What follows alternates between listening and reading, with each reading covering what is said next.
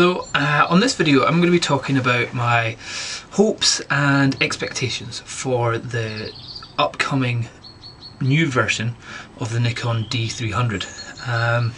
First of all, it could be called the D400, but I would actually expect it to be called the D500. If you look at some other companies that have done, like the Canon, in fact the video which I'm taking this on is the Canon S2 IS. And then they did the S3, and then they went straight up to the S5. They missed the S4. Look at some other ones, and they've also missed the 4. Who else has missed the 4? I was sure there was another one, but I can't remember. Anyway, I think this will probably go to straight onto the Nikon D500, miss out the 400 completely. Now with this one, the D300, it's already got 12 million pixels. It's already got a CMOS sensor, which is better than CCD.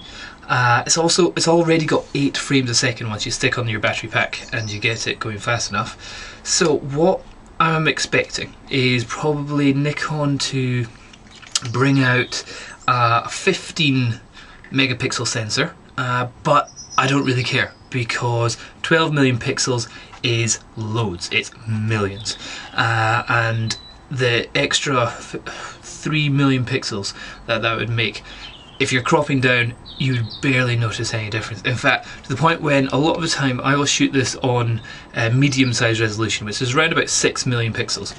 And the great thing on this is that you can zoom in to 1:1, so pixel size in the actual photo, and the difference between a 6 million pixel photo and a 12 million pixel photo is tiny, as in you really have to be looking at the individual pixels before you start to notice anything.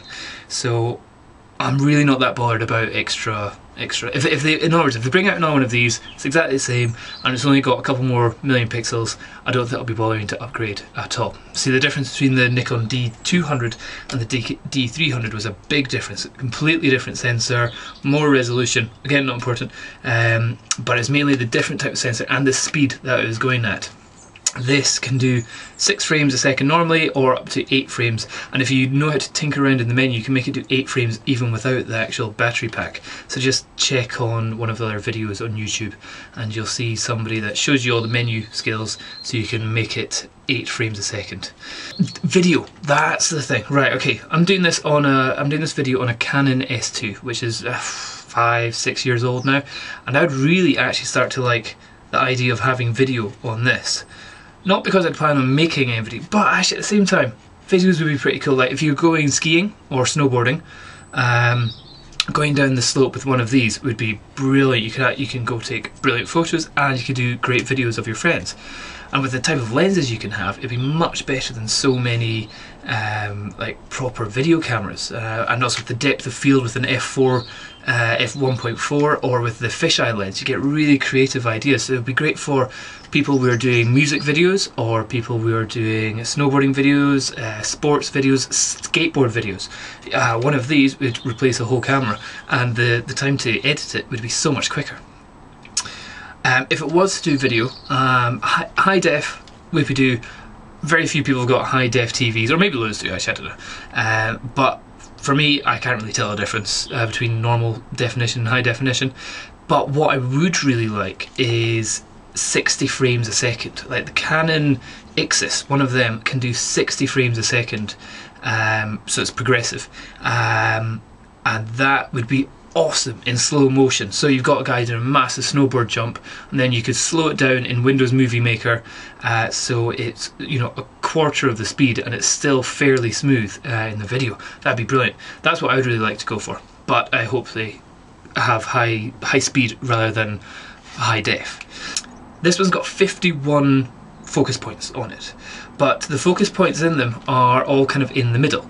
What I would like is, again, the 51 focus area, but maybe if they make it a little bigger, maybe filling out the actual, the full hole through there. So when you see it through the hole, it fills, so you can put it on the very edge. You want it to focus on the very edge of the image that you're looking at, instead of being in roughly this little square here. high dynamic range. That's the main thing. This one already gets an awesome amount. This one already has an awesome amount of dynamic range. The D60 has about 9 levels of exposure that it can take. This one can do around about 12. The Nikon, the Fuji S5 can do 13 EV exposure valuation. So EV can do 13. This can do 12. So if they could get this up to 13 or even a little bit more, so that means it gets loads of those highlights and loads of those shadows, and it can still get detail from them, that'd be really cool.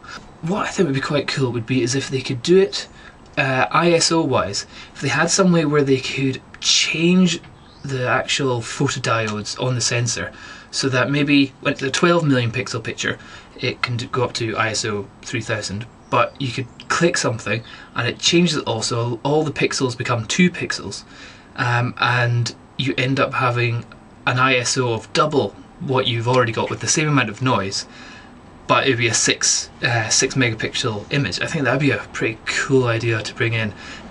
Is it Olympus? Some other company that's doing it, I don't know. So, dynamic range, ISO, if they can get that higher with less noise, so maybe just increasing the noise algorithm or making it a better algorithm,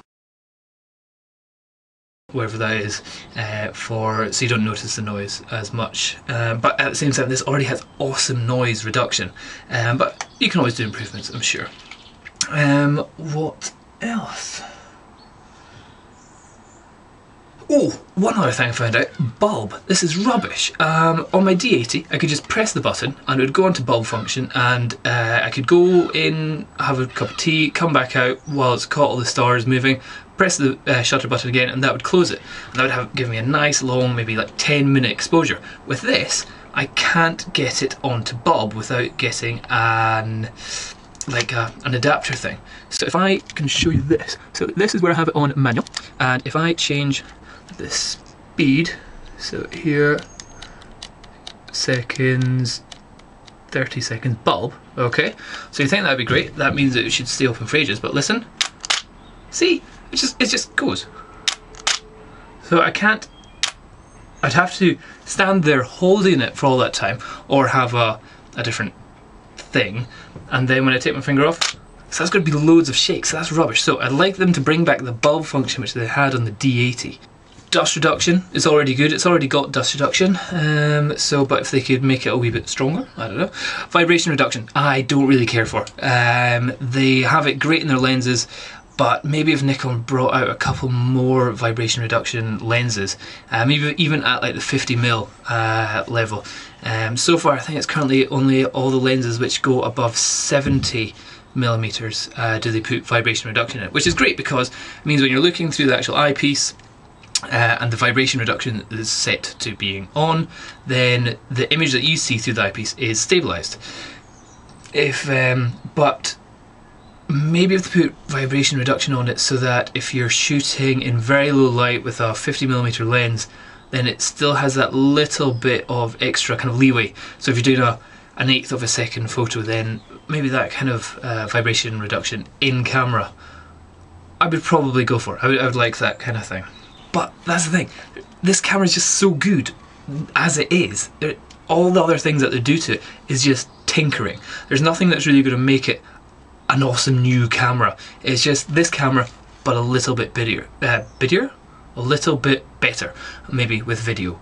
I think it's really all that we're going to get from the next Nikon D300, D400, D500, whatever it is.